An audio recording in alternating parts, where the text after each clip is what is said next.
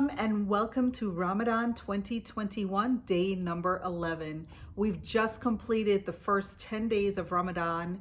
As you know, Ramadan comes in 3 stages. The first 10 days was the days of mercy, and I hope that every Muslim was able to ask for mercy and seek forgiveness from Almighty Allah. Now that we've entered into days 11 through 20, which is the second Ashra of Ramadan, this is the Ashra of forgiveness. This is the time that you're able to seek for forgiveness and for regret for all of your sins. There's a dua. I'm going to simply translate it in English. Bismillahirrahmanirrahim.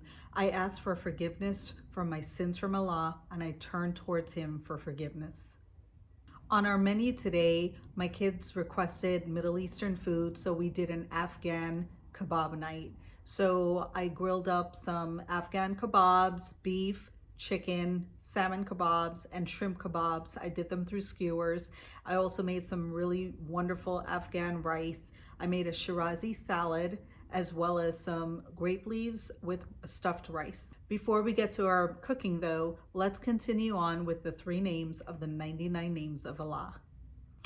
For the first name, Al-Qadir, it means ever able. He is the one who is able to do everything He wills, and nothing in the heavens or the earth will frustrate His plan.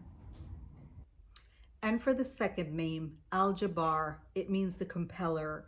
He heals the brokenhearted, binds up their wounds, and brings comfort to those who seek refuge in Him. And for the third name, Al-Khaliq, it means the creator. He is the one who creates anything from nothing and does it without any precedence. And this completes the 3 names of the 99 names of Allah. To get started on my Afghan basmati rice, I have 3 cups of basmati rice here that I washed, and I didn't soak it because when you put it into the Instant Pot, it's going to be pressured, so the soaking is not required. What I'm going to do is I'm going to put it onto the saute option first, and I'm going to add in about 1 tablespoon of olive oil. I'm going to put the rice into here and sort of, saute the rice for a minute or so with this oil and give it a nice coating. I'm also going to add in 1 cinnamon stick into the rice, and I have 3 whole cloves that I'm going to throw into here. Also, I'm going to throw in about a heavy pinch of salt. Maybe I'm going to average about half of a teaspoon. I have 2 cups of water to which I added 1 teaspoon of ground jeera. I'm just going to give it a nice stir to dissolve all the jeera. So the water is brown, I know, but when you go to the Afghan kebab restaurants and they serve you their rice, it has that nice jeera flavor. So I'm simply adding it to the water, and it's going to give the rice a nice color to it as well. So we're going to go ahead and add that in. 2 cups of water wasn't enough when I checked this, so I added in another half of a cup. I'm going to give this a nice stir. So I checked the ratio of the rice to water, and for my index finger above the first joint, that's how much water you want above the rice to get the right grain for your rice. So I put the pressure option on. I'm going to let it go for 6 minutes, and then I'm going to check the rice. Let me show you what the rice looks like. It's done. It's got a beautiful color to it. I'm just going to take a fork and fluff it up a little bit. It's got literally no grain, and it's a perfect Afghan rice to go with my kebabs. Just make sure before you serve it to get rid of all of this cinnamon and those couple of cloves that if you choose to use cloves, that you threw in. This is the pita bread that's going to go with our food tonight. So what I did was I took pita bread and I just cut it into little triangles. I'm going to go ahead and toast this in the oven for about 15 minutes until it crisps up, and it's going to be perfect with our food tonight. Tonight, I'm going to be making some kebabs. It's all Afghan style. So we've got chicken that I had the butcher cut up into nice little squares. We've got some beef that he cubed for me. I went to the fish market this morning and I got some beautiful, large, deveined, peeled, and cleaned shrimp and some gorgeous salmon. Look at the marbling in that salmon. It's just beautiful. What I'm going to be doing is marinating all of these with yogurt and I went ahead and I purchased some Afghan seasoning, which is basically either for chicken or beef or seafood. And I added some sumac and some turmeric to this, as well as some other spices, like a little bit of ground clove and a little bit of ground cinnamon and jeera. It's just gonna give it a phenomenal flavor. I'm gonna give you an example of how I'm gonna marinate it. So the yogurt's gonna go into here. And I'm gonna throw in about a teaspoon and a half into this. And we're gonna go ahead and I'm gonna use my hands, they're cleaned, and I'm just gonna make sure I mix this up really, really well so that it gets all of that beautiful yogurt and this gorgeous seasoning all over. And I'm gonna let this marinate for about 2 hours. If you can do this overnight, it's even better to just get that gorgeous yogurt infused with all these flavors into the food. I'm starting to skewer my kebabs. This is the beef that I have. So I'm just basically using a metal skewer. I don't like using the wooden ones because, you know, you have to soak them and they burn sometimes, and yeah, I just prefer not to. So the metal ones are great. They have long metal ones. These fit perfectly onto my grill. So I switched out my flat grill pan into the one that has the ridge. My preference would be to do this outside on my barbecue grill. It's just so much easier and I think quicker, but the weather's just not cooperating, so this will have to do. So all I do is pierce each piece of the meat all the way through. I'm putting 5 pieces of meat and I'm leaving space, if you can notice, in between. And when my grill is all ready and hot, it's set at 450 degrees. So these will get a nice sear. Try to put even sizes if you can, so that this way they can cook around, you know, about the same time.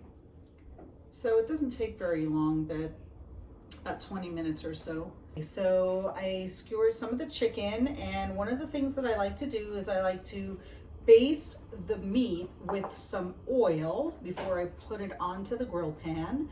Not too much, just a quick, you know, rough baste. Just make sure you turn it onto the other side as well. And I'm also gonna make sure that I generously spray my grill pan with some nonstick spray. I have the heavy duty barbecue nonstick spray, which works really, really well. Then I'm gonna take a saran wrap plastic, place it on top of here, and I'm gonna layer the other meat. I don't like when different meats touch. I think it's weird. I just do. So I'm just gonna put the saran wrap plastic there so that this way nothing's touching. I don't wanna contaminate, you know, poultry and red meat. I'm gonna spray this really well with the nonstick spray and place each one of the skewers down like that. You can hear that sizzle. There we go. And now I'm going to place the beef. Now obviously chicken will cook quicker than beef will, but there's plenty of room for me to do both of them on here. How gorgeous does that look? I'm not even gonna eat it, but it does look gorgeous. So the chicken is all nice and grilled. Look at that gorgeous chicken and the beef. And to accompany it, I bought the original halal sauce from the Middle Eastern store. And I also got some mint chutney, and I also have coriander chutney. So it'll go really well with the kebabs. Anytime I go to the Middle Eastern restaurants, I always get a Shirazi salad. It's basically cucumber, any kind of cucumber. They usually cut it up into wedges. I'm fine with cutting mine into little circles, but I'm using the baby cucumbers. I have about 2 cucumbers and that I sliced up. And to that, I like to add some tomatoes. But the tomatoes, when I add them in, what I do is I take all the seeds out and all the hard parts of it. And all you do is you take I use Roma tomatoes. I think you can use any tomatoes you pretty much want. Romas are just kind of more manageable to be able to put into salads like this. So I cut them into thin slices lengthwise. and then dice them up super small as you possibly can go, and without mushing it, right? And then to that, I also have some parsley, about a quarter of a cup of parsley that I finely chopped, and I have the juice of 1 lime and some feta cheese. All right, so I'm gonna start to build my Shirazi salad. I'm gonna add the tomatoes into here. Okay, and to that, I'm gonna add the parsley in. Parsley just gives it like this beautiful, beautiful flavor. I don't know, it's just kind of like herbaceous almost. Before I add the feta cheese, I'm gonna squeeze in the juice of a lemon. I think you can use lime also if you want to. They're interchangeable basically for me. Here's the other half. I'm gonna give this a nice toss. And then I'm gonna add in the feta cheese. I think I'll sprinkle it on. Not a lot of feta cheese, just a little bit. You can crumble it on if you want to. Just like that. And that is a beautiful Shirazi salad. To get started on my next dish, I'm gonna be throwing in some grapeseed oil. My pan is already hot. And I'm gonna be frying up some kidney beans with some onions, garlic, and curry leaves. So my oil is nice and hot. I'm gonna throw in the onions and the garlic and let that saute down for a couple of minutes. Now, I'm not gonna be adding any salt to this, only because the kidney beans is from a can, and so it already has, sodium in there. But I do love the smell and the flavor of curry leaves. Oh my gosh, I wish I could grow a tree in my yard. Now just add in all the kidney beans and let it cook down for about 3 or 4 minutes, just so you can coat it with all those beautiful flavors. That'll do it. All right, so the kidney beans are all done. I have some cilantro. I'm just gonna drizzle it right on the top.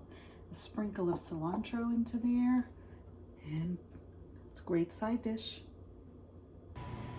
To break our fast, I have grape leaves that are stuffed with rice and olive oil, and these are so yummy. I pop them into microwave for 2 minutes, and they're nice and warm, and it's just a yummy way to break my fast.